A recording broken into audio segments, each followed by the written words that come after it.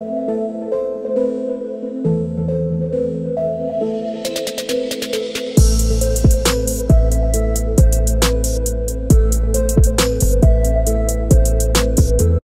à tous, lendemain d'élimination en Ligue des Champions, 8e de finale contre le Paris Saint-Germain.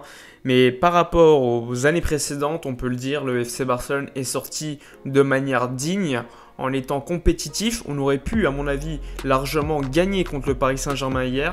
Mais il a manqué quelques ingrédients, notamment l'efficacité devant les buts. Et encore une fois, quelque chose qu'on a vu assez souvent cette saison, c'est les erreurs défensives. Alors, on va revenir assez rapidement sur ce match, puis après on va parler du mercato parce qu'il y a eu des infos qui sont sorties hier. Alors, concernant ce match, je sais pas vous, mais avec un peu plus de recul par rapport à hier, je suis quand même satisfait. Alors oui, il y a énormément de déceptions parce que je pense qu'il y avait la place pour, pourquoi pas, faire un exploit. Après, tu le sais, en Ligue des Champions, il faut être efficace dans les deux zones, que ce soit en défensive ou encore offensive. Et hier, ça n'a pas été le cas. Il y a également le penalty raté de Lionel Messi, qui à mon avis était déterminant. Parce que si tu arrives à la mi-temps à 2-1, ça change énormément. Alors j'ai vu énormément de gens dire que le penalty de Messi aurait dû être retiré. C'est vrai que le VAR, s'il devait appliquer les règles, le penalty aurait dû être retiré. Après, on ne peut pas se plaindre, même si évidemment c'est rageant. On ne va pas rentrer sur ce jeu-là parce qu'on peut dire également que Mingueza aurait pu avoir un carton rouge. On peut également dire que Kurzawa aurait pu avoir un autre carton jaune, donc carton rouge. On peut revenir au match aller avec la main de Moïse Kean, etc., etc. Franchement, ça n'a aucun sens. On va parler que du terrain, ce qui est plus intéressant.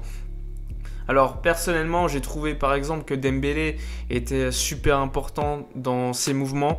Mais au niveau de l'efficacité devant les cages, franchement, c'est ce qui a porté préjudice. Avec un vrai numéro 9 qui prend la profondeur, je pense que le match est complètement différent et qu'on peut faire l'exploit de remonter. Après, j'ai pas envie de tirer sur Dembélé. Dembélé, il a fait le taf au niveau de ses mouvements. Après, on sait que c'est pas un pur finisseur, malheureusement. Et l'effectif du Barça, cette saison, il y a trop d'absences et il n'a pas été construit pour gagner la Ligue des Champions. Moi, ce que je voulais, c'était vraiment voir une équipe digne, fière, qui est compétitive, même contre le Paris Saint-Germain, finaliste de la dernière Ligue des Champions. Et on peut le dire, ils peuvent dire tout ce qu'ils veulent, les journalistes. Hier, le Barça était super compétitif. Et c'est pas à cause de la faiblesse du Paris Saint-Germain, c'est parce que le Barça a su faire déjouer le Paris Saint-Germain.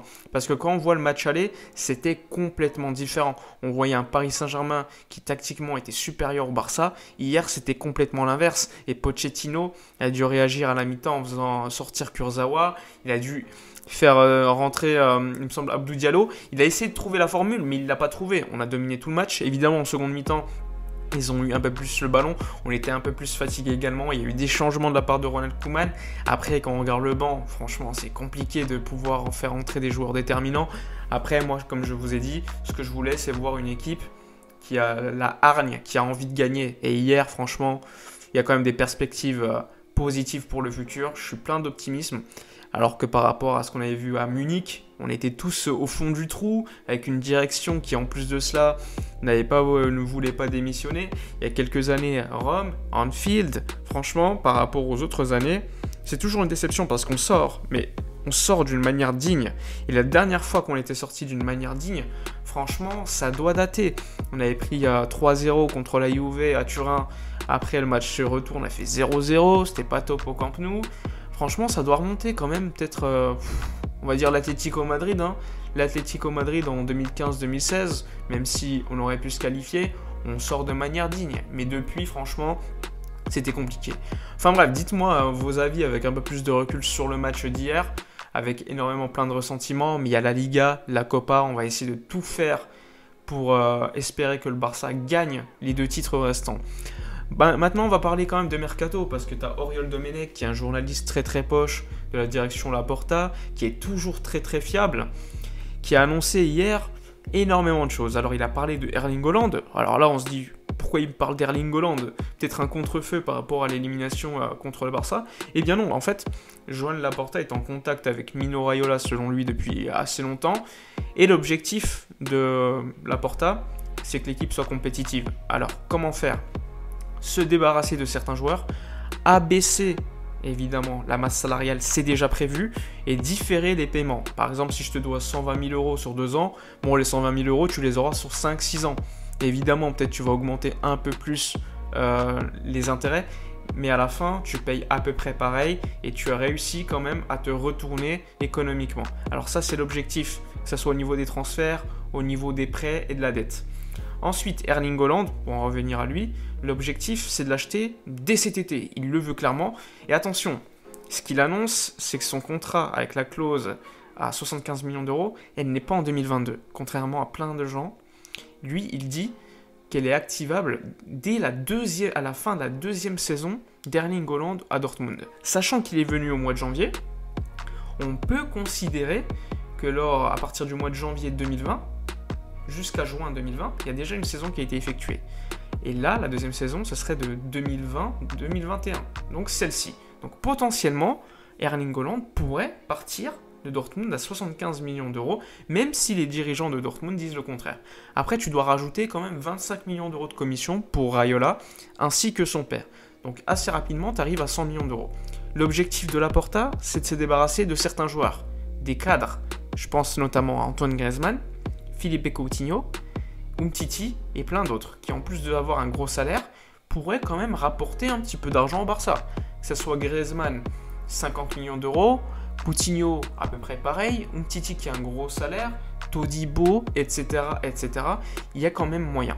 Ensuite, Joan Laporta ne veut pas faire signer que Erling Haaland. Il veut faire signer également David Alaba. Il est très proche de Piniza, son agent.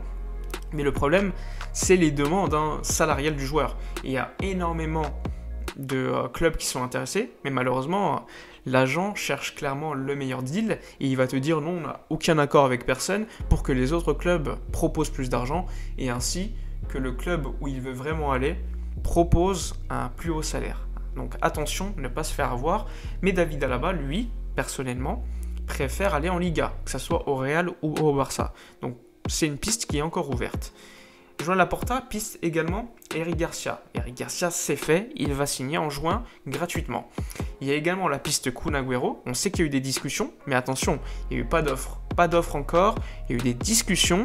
Pour l'instant, c'est au point mort. Ils attendent quelques semaines pour voir la réelle économie du Barça, essayer de baisser les salaires, et ensuite ils parleront avec Kun Agüero, sachant qu'Agüero, il a eu des discussions avec un autre club européen, c'est le Paris Saint-Germain. Sachant qu'au PSG, tu as déjà Icardi et tu as potentiellement déjà Moïse Kean. Donc attention à suivre, mais Kun Agüero pourrait venir libre au Barça. Autre dossier, Memphis Depay. Memphis Depay pourrait venir au Barça de manière gratuite si Ronald Koeman le veut et s'il n'y a pas d'autres signatures, par exemple de Erling Haaland ou d'Agüero. Et dans ce cas-là, il est fort probable que Memphis Depay puisse venir au Barça. Donc il y a énormément de dossiers en suspens. Mais attention, Oriol Domenech, il précise une chose. Si Messi part cet été, le Barça pourra acheter Erling Haaland, pourra faire Alaba et pourra faire quasiment tous les joueurs où je vous ai cités, plus un milieu de terrain qui viendrait libre. Personnellement, je pense à Wijnaldum. Il n'a pas cité les noms, mais ce serait le nom que tout le monde pourrait deviner. Ensuite, il a dit, si Lionel Messi reste, ce qui est quand même très important, par contre, tu ne pourras pas faire tous les joueurs. Tu pourras éventuellement faire Erling Haaland ou David Alaba. Il faudra choisir l'un des deux, même si Joan Laporta, dans sa posture, veut faire les deux. À mon avis, sauf vente inattendue, il fera l'un des deux et pas les deux. Donc ça sera super intéressant à suivre cet été. Personnellement, je pense qu'il faut absolument un top numéro 9. Je pense également qu'on a besoin d'un 9 sur le banc, parce que Martin Braithwaite, il est bien gentil, mais on a besoin quand même d'un joueur qui a un niveau supérieur.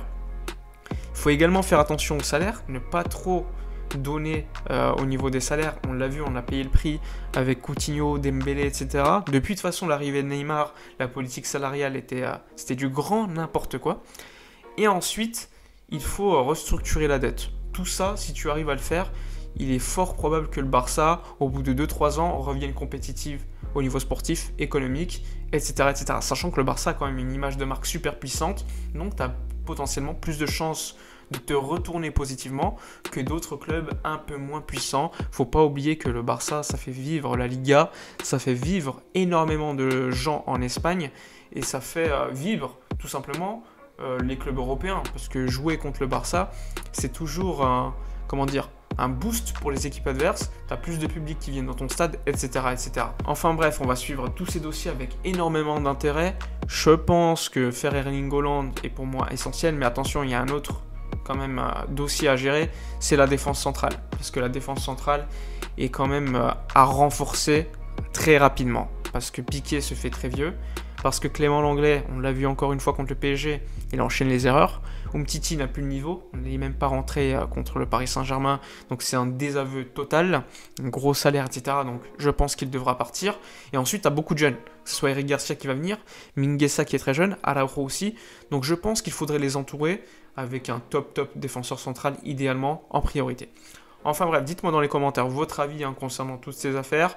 N'oubliez pas, comme d'habitude, liker, commenter, partager. Et pour le concours, n'oubliez pas, le concours, je vais donner les résultats aujourd'hui. Ça sera dans l'onglet communauté.